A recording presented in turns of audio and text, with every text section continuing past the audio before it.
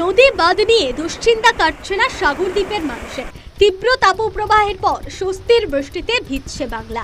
তবে বৃষ্টির মধ্যেও নদী বাঁধের ভাঙন মাথা ব্যথার কারণ হয়ে দাঁড়িয়েছে দক্ষিণ 24 পরগনার সাগরদ্বীপের মুড়িগঙ্গা 2 নম্বর গ্রাম পঞ্চায়েতের চক ফুলডুবি গ্রামে।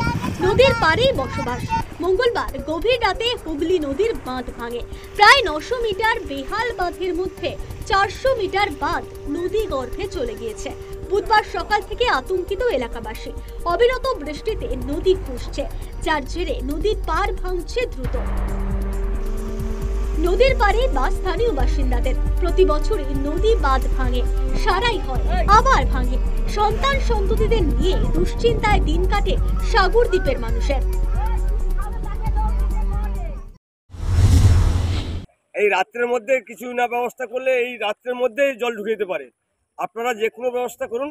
আরও অনেক নেতৃত্বে এসছেন, তাদেরও অনেকে আমরা বলছি অনুরোধ করে যে রাত্রের মধ্যে জল ঢুকে যেতে পারে, আগামীকাল থেকে কাজ শুরু হোক। এইটাই হচ্ছে আমাদের কাছে আবেদন। নদীর পাড়ে আমাদের বাড়ি, আমরা কিভাবে থাকবো? এই দুদিনের মধ্যে তো এরকম ভাঙিয়ে চলে গেছে। তোমরা না কিছু করলে আমরা কি করবো? আমার নদীর ধারে বাচ্চা কাচ্চা নিয়ে পোরচাগর নিয়ে আমরা থাকবো কি করে? তোমরা আসবে, দেখবে, চলে যাবে, তো আমরা কি করব?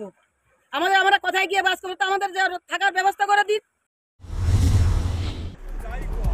নদী ভাঙনের খবর পেয়ে বুধবার সকালে বাঁধ পরিদর্শনে আসেন সাগর পঞ্চায়েত সমিতির কর্মাধ্যক্ষ আব্দুল শামির শাহ এবং মুড়িগঙ্গা 2 নম্বর গ্রাম পঞ্চায়েতের প্রধান গোবিন্দ মণ্ডল। দ্রুত বাঁধ মেরামতির আশ্বাস দেন তারা। সাগরদ্বীপে বাঁধ চিন্তা 12 মাস। আমাদের চিন্তা একটাই, নদী বাঁধ মেরামতি হয়। নদীর যে কোরাল স্রোতে স্বাভাবিক কারণে পাড় ভাঙে, আবার পাড় রিপেয়ারিং হয়। এই জায়গাটাও গতবারে ভেঙে গেছিল। আমাদের মন্ত্রী মহোদয়ের তৎপরতায় দ্রুততার সহিত এজেন্সি কাজ করে আমরা টেক আপ দিতে পেরেছি। আবারও এই গত দুর্যোগে মনে হয় এই কয়েকটা ব্লক পিচিং নেমে গেছে, বিভিন্ন জায়গায় রিপেয়ারিং করতে হবে। আমরা বিভাগীয় দপ্তরকে জানাচ্ছি।